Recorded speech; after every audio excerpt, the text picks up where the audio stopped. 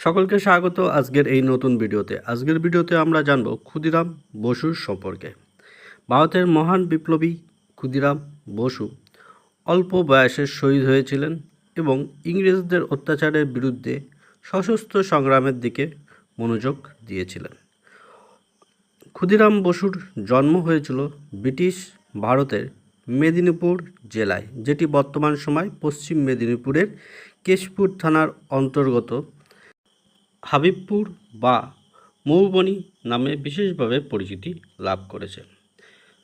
ক্ষুদিরাম বসুর পিতার নাম সাধারণত পরীক্ষায় আসবে না, কিন্তু আমাদের জানা উচিত তৈলকনাথ বসু।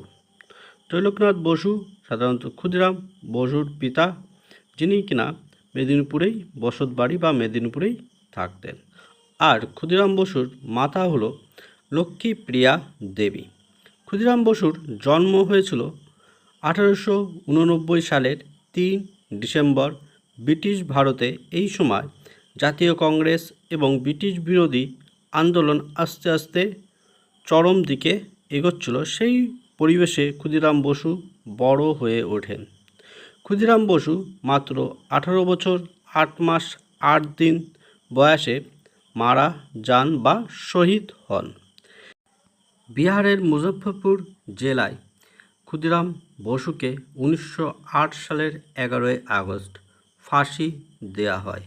তার সহযোগী ছিলেন প্রফুল্ল চাকি, তবে সহযোগী বলার চাইতে ভালো যে প্রফুল্ল চাকি এবং ক্ষুদিরাম বসু দুজনে মিলে ম্যাজিস্টার কিংসফোর্ডকে হত্যা করার চেষ্টা করেছিলেন। সেখানে প্রফুল্ল চাকি আত্মহত্যা করেন এবং ক্ষুদিরাম বসু ইংরেজদের হাতে ধরা পড়েন।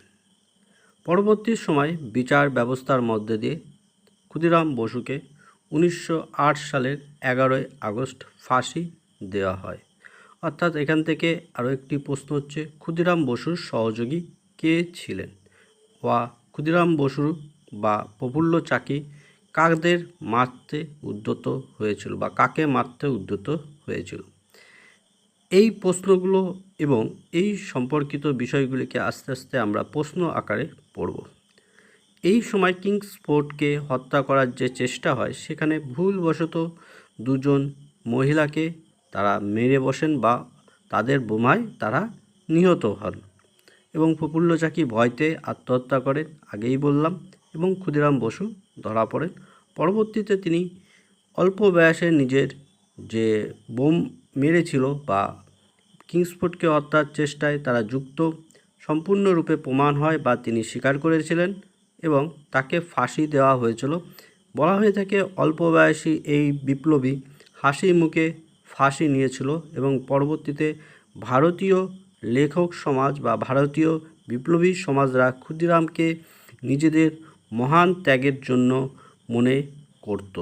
বর্তমান সময়ে ক্ষুদিরামের বিশেষভাবে পরিচিতি পাওয়া যায় শ্রেষ্ঠ বিপ্লবী হিসাবে। ভগৎ সিং, ক্ষুদিরাম বসু, নেতাজি সুভাষচন্দ্র বসু প্রত্যেকেই বিশেষভাবে ভারতীয় স্বাধীনতা সংগ্রামে বিশেষ পদক্ষেপ নিয়েছিল। এবার আমরা আস্তে আস্তে প্রশ্ন উত্তরের দিকে এগিয়ে যাই, যেখানে অপশান দেওয়া থাকবে এবং জিকে টাইপের প্রশ্ন আমরা করব। ক্ষুদিরাম বসুর জন্ম কত সালে হয়? অপশান 1 1900 সালে, অপশান 2 1905 সালে, অপশান 3 1889 সালে, অপশান 4 1885 সালে। নতুন চ্যানেল লাইক, শেয়ার, সাবস্ক্রাইব করে সঙ্গে থাকুন। এই প্রশ্নের সঠিক উত্তর হচ্ছে 1889 সালের 3 ডিসেম্বর ক্ষুদিরাম বসু জন্মগ্রহণ করেন। দ্বিতীয় প্রশ্ন হচ্ছে, ক্ষুদিরাম বসু কোথায় জন্মগ্রহণ করেন বা কোন স্থানে জন্মগ্রহণ করেন? অপশান 1 কলকাতা, অপশান 2 মেদিনীপুর জেলা, অপশান 3 নদিয়া জেলা, অপশান 4 হাওড়া জেলা। নতুন চ্যানেল লাইক, শেয়ার করুন, সঙ্গে থাকুন। আমরা এই প্রশ্নের উত্তর আগেই জেনেছি, তাও সঠিক উত্তর হচ্ছে এখানে মেদিনীপুর জেলা, যেটি পশ্চিমবঙ্গের পশ্চিম মেদিনীপুর হিসেবে বর্তমান সময় পরিচিত। এটি কেশপুর থানার অন্তর্গত বর্তমান সময়। পরবর্তী প্রশ্ন হচ্ছে, ক্ষুদিরাম বসুর ফাঁসি কত তারিখে দেয়া হয়? অপশান এ 15ই আগস্ট, অপশান 2 11ই আগস্ট, অপশান 3 11ই জানুয়ারি, অপশান 4 অন্য। এই প্রশ্নটির সঠিক উত্তর জানার আগে অবশ্যই চ্যানেলটিকে লাইক করুন, শেয়ার করুন। নতুন চ্যানেল যেহেতু বারবার অনুরোধ করা হচ্ছে। এই প্রশ্নের সঠিক উত্তর হচ্ছে অপশান 2 11ই আগস্ট। পরবর্তী প্রশ্নে চলে যাই। ক্ষুদিরাম বসুর সঙ্গে কে অত্যাচারী কিংসফোর্ডকে হত্যা করার সঙ্গে যুক্ত ছিলেন? Option A Anil Basu, option 2 Prafulla Chaki, option 3 Satyendranath Bose, option 4 Birendranath Ghosh. আবারও বলছি, নতুন চ্যানেল লাইক শেয়ার করুন, সঙ্গে থাকুন। এই প্রশ্নের সঠিক উত্তর হচ্ছে প্রফুল্ল চাকি। পরবর্তী প্রশ্নে চলে যাই। ক্ষুদিরাম বসু কোন সংগঠনের সঙ্গে বা কোন বৈপ্লবিক সংগঠনের সঙ্গে যুক্ত ছিলেন?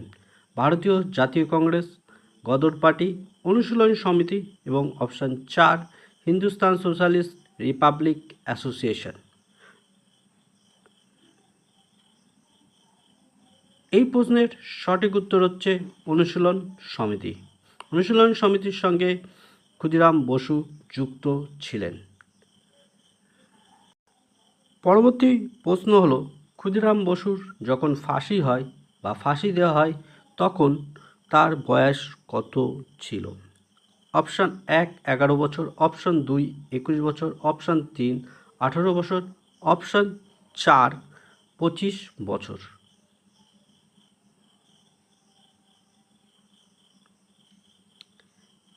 এই উত্তর হচ্ছে 18 বছর বয়সে তিনি ফাঁসিতে ঝোলেন বা তাকে ফাঁসি দেওয়া হয় ইংরেজ দ্বারা। পরবর্তী প্রশ্ন হলো, ক্ষুদিরাম বসুর বিপ্লবী কার্যকলাপ কোথায় শুরু হয়? কলকাতা, বোম্বে, দিল্লি, মেদিনীপুর।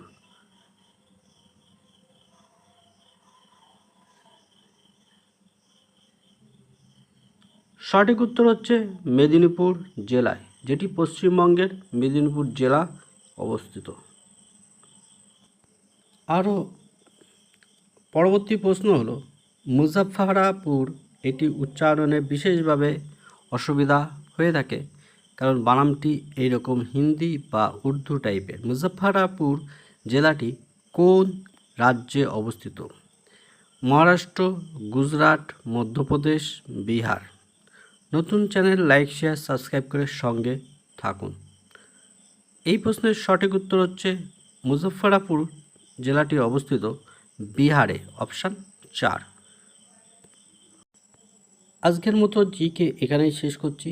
ভারতীয় স্বাধীনতা সংগ্রামে মহান থেকে মহান বিপ্লবী অর্থাৎ নেতাজি সুভাষ, গান্ধীজি প্রভৃতি থেকে শুরু করে বিনয় বাদল দীনেশ এবং যে সমস্ত ব্যক্তিরা বিপ্লবীদের আশ্রয় দিতেন বা আর্থিকভাবে সহায়তা করতেন, তাদেরও অবদান অনবদ্য।